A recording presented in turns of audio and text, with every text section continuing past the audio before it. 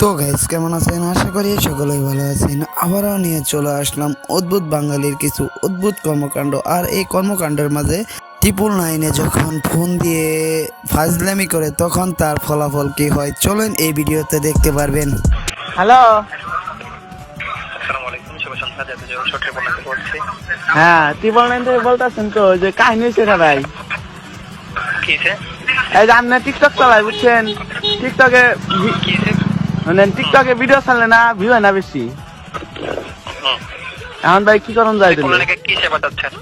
আমি সেবা চাইতেছি, আমার টিকটকে জানি ভিউ হয় বেশি। ভিউ হয়?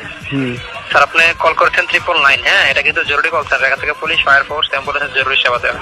ও ঠিক আছে। তাহলে ভাই এই নাম্বারে এখন 20 টাকা পাঠান যাবো না? আমার খুব দরকার ভাই। সালমান স্যার কি হয় আপনার? সালমা আক্তার? ও আমার আন্টি হয়। আপনার আন্টি হয়? ও, সাটুরিয়া থানা থেকে বলছেন স্যার?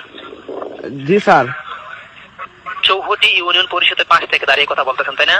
জি স্যার। আচ্ছা, ওই জায়গায় দাঁড়ান, পুলিশ যাচ্ছে। আপনার কত টাকা লাগবে? 20 টাকা লাগবে না? না না স্যার, সরি সরি সরি।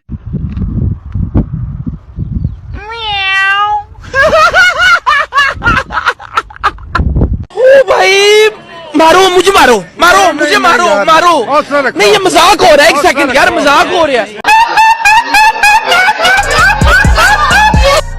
যে যে কর্ম করে তা কর্মের ফল পায়, এই কথাটা বাস্তব। আজকে এই ছেলেটা 999-এ কল দিয়ে যে কর্ম করছে তার মাসল গুনতেছে। আর সে শেষ ভিডিওতে সে কি বলছে, চলেন ভিডিওটা দেখে আসি। আচ্ছা, ওই জায়গায় দাঁড়ান, পুলিশ যাচ্ছে। আপনার কত টাকা লাগবে? 20 টাকা লাগবে না? না না sir, sorry sorry sorry. A few moments later. আমি স্বীকার করছি যে আমি অযথা 999-এ কল দিয়ে প্র্যাঙ্ক করেছি। এটি একটি শাস্তিযোগ্য অপরাধ এবং এ কাজের মাধ্যমে আমি রাষ্ট্রের জরুরি সেবা নষ্ট করেছি। আমার এই অপরাধের জন্য আমি লজ্জিত এবং অনুতপ্ত। আমি কথা দিচ্ছি ভবিষ্যতে আর এরকম অপরাধমূলক কাজ করব না। আমি সবার কাছে অনুরোধ করছি, কেউ যেন কখনো 999-এ কল দিয়ে প্র্যাঙ্ক না করে, কারণ এটি আইনগত অপরাধ।